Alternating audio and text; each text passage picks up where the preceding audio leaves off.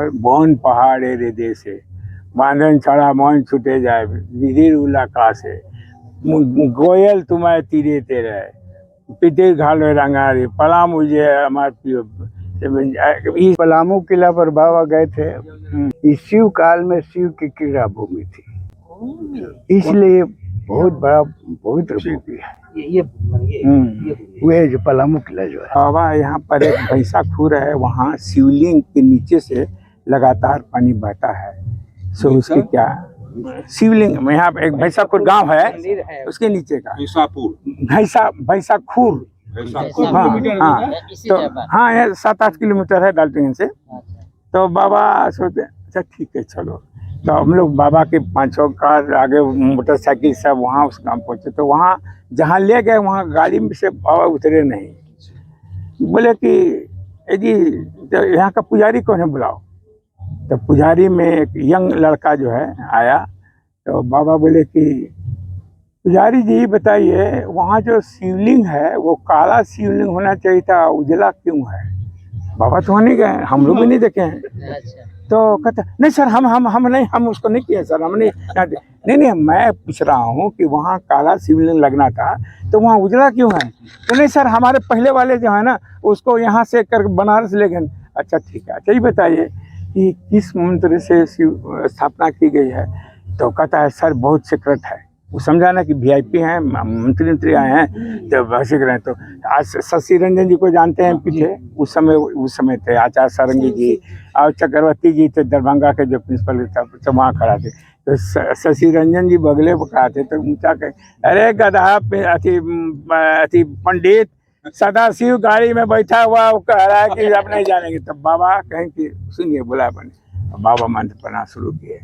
तो उसके बाद में कहीं कि इसी से न हुआ है, हाँ सर इसी से हुआ। तो फिर बाबा बोले कि देखो जी उसको इतनी बात बताया, उन्होंने तो कहिए दिया कि बुढ़बा कहेगा सदाशिव गाड़ी में बैठा हुआ या कारा मारे जाने। तो बाबा बोले कि ठीक है जी वहाँ पर देखो वो है, ये देखो यहाँ पानी जम जाता है और ये जम 12 महीना यहाँ से उसका लिंक है, उसके नीचे लगा दिए यहाँ कोई खास बात नहीं सी है। चलो लौट गए और लौटने के बाद फिर थोड़ी दूर नहीं 1-1.5 किलोमीटर अति था आप अति महुआ के पेड़ वहीं रुकवाए।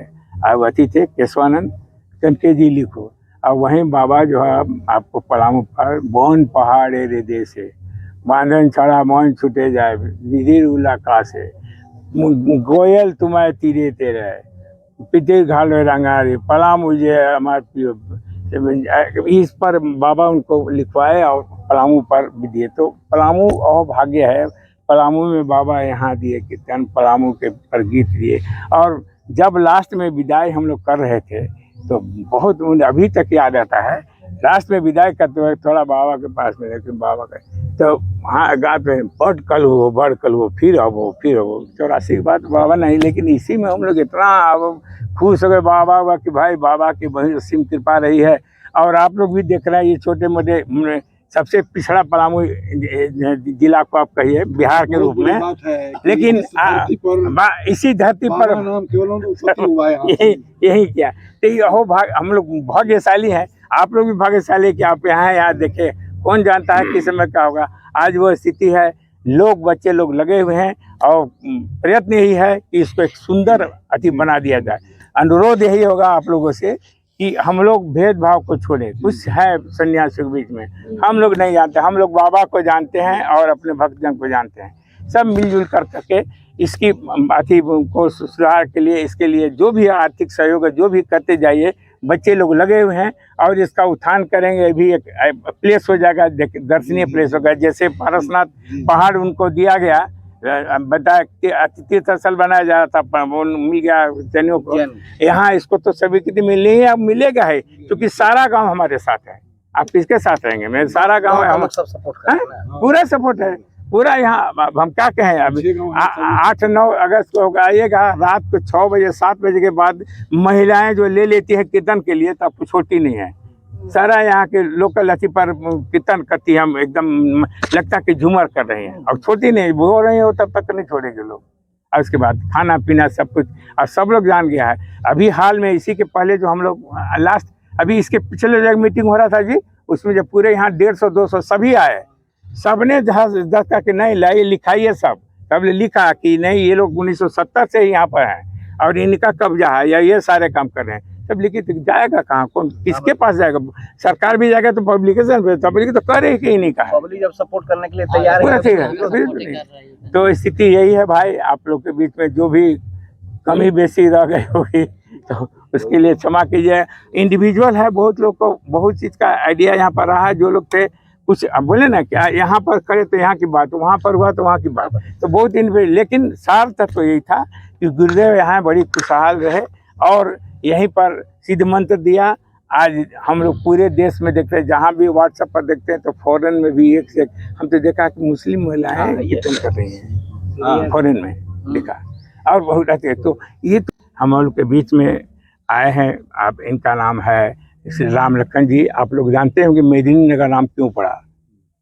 डाल्टनगंज का नाम बाबा ने कहा था कि देखो जी डाल्टनगंज नाम उचित नहीं है, इसका मेदिनीनगर होनी चाहिए। क्यों? हम 2 मिनट चाहेंगे कि हम लोग के बीच में कहाँ हैं लखन जी?